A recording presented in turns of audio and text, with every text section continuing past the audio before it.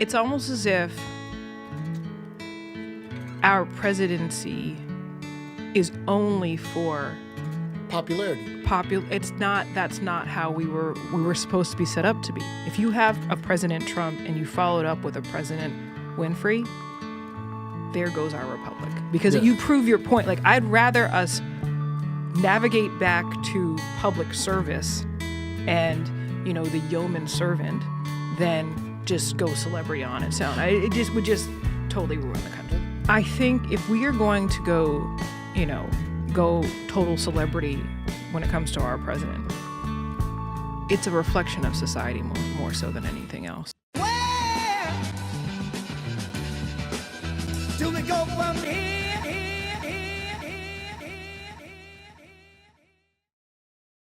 One of the things that I'm constantly reminded is Oprah's trip to Ethiopia, in which she had, I guess, a white bodyguard, and the Ethiopians, they ran to the bodyguard and bestowed him with, I guess, bows and all these ideas of him being a superior, and looked at Oprah like she was the servant or the help. Yeah.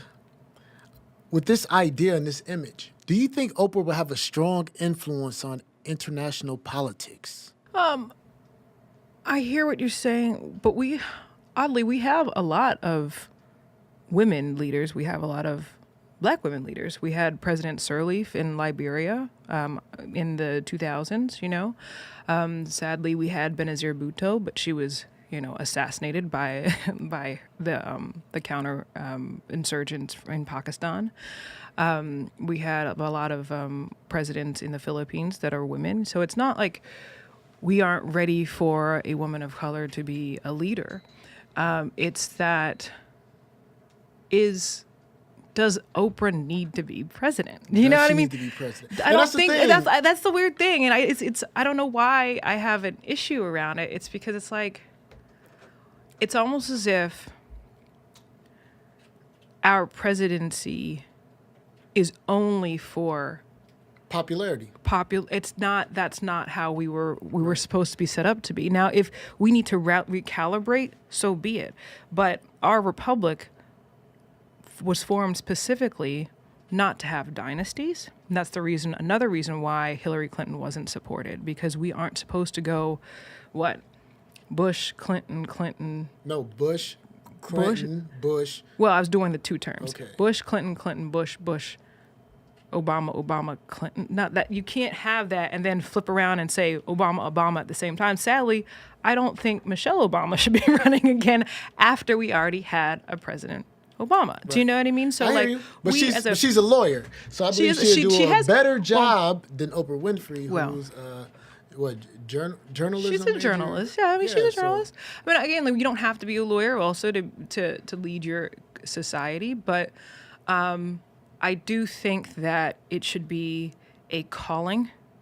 Any political service or public service should be a calling.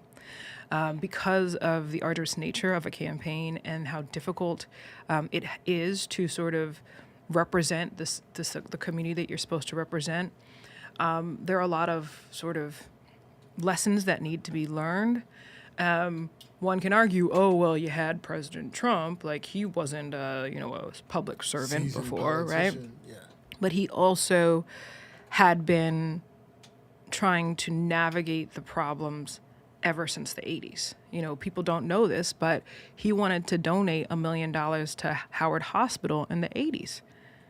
And when you hear that, you're like, what? Why would he do that? It's because he was always seeing opportunities to invest, to change and make a society better. And so, yes, he is a huge international brand, but there was still this hunger to serve and hunger to affect change and change lives. Oprah Winfrey has that as well. But again, I don't think that it's something that she has gotten to. It's something that they are trying to take advantage of. But also when we look at our society, because I'm trying to liven it up. Yeah, I mean, it's depressing for me. Very depressing. But also when we look at our society Yeah. and we look at education, Right. and we look at how uncritical we have become as a society, how unread we are as a Oh, society. absolutely. So we're dumbing down we're dumbing down. Yeah. So it's like it's easy for people to see her and say, "Yo, she represents wealth and status. I believe this may be a great." Image-wise, an individual who could be a president and bring wealth, like how people look at Trump. He was successful at business, so maybe he could bring some of that success to our economy. Right. And while you were talking, I was thinking about too. I think if we are going to go total celebrity when it comes to our president, it's a reflection of society more so than anything else. Yes. And that we all don't even know our own history. This, right? Right. We don't know how our government is supposed to run. We don't know what type of government we have. We have a republic. We don't just have a democracy. Right. So if you, as an American citizen, are willing to vote for an image, are you not stepping into your own citizenship and critiquing that person, that individual, for the ability to lead? Again, I know a lot of people have an issue with our own current president. I get that.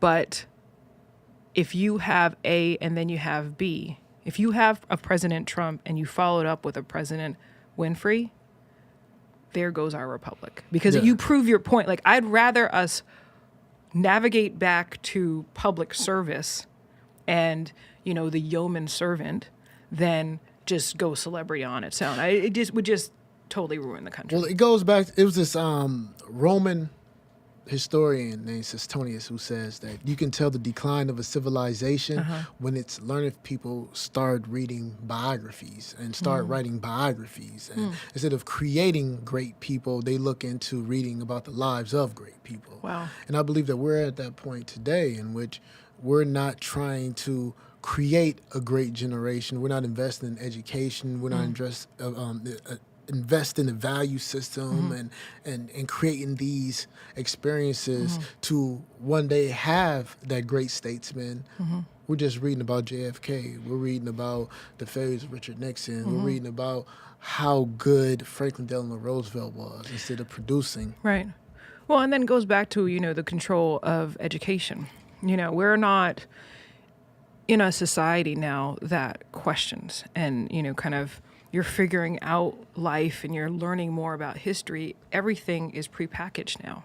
Like you have a curriculum that is up to one certain random standard created by some random board that is approved from a Department of Education. Some people don't think we should have it. And so everyone now is being programmed to think one way. And then if you do it that way, then it's easier to make suggestions because everyone has only 5 things that they know about a subject. Right. Manufacturing consent. Right, exactly. You don't have 6, 7, 8, 9, 10, 11 anymore. You don't have, I also went to a private school that was, Private? everybody. Money?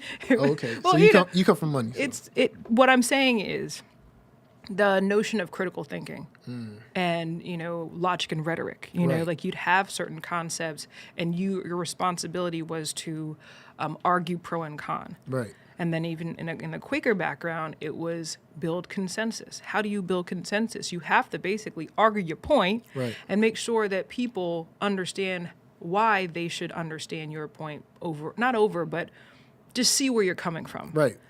We don't have learning that anymore. informal fallacies Right. and all these. Yeah.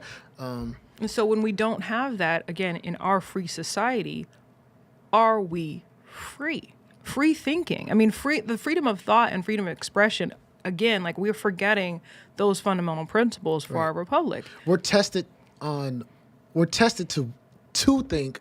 Right. We're tested on knowing information, but we're not taught how to think. We're being and tested. how to right. become critical Right. of what we've read.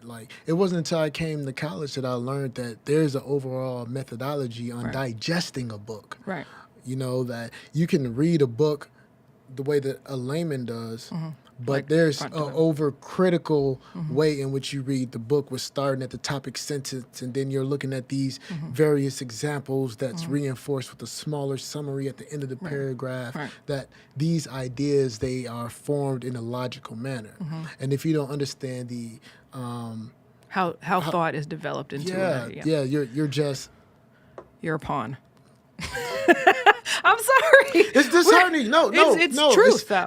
It's sort of like Plato's The Analogy of the Cave, right? Right. That Oh, exactly. Once you become knowledgeable, once you've gone outside the cave, and then you return and you're trying to talk to people who were born in the cave, and you're like, look, there's this whole other world out there, and they're Right. looking at you like, yo, what are you talking about? Oh, that's my life all day. This is the world.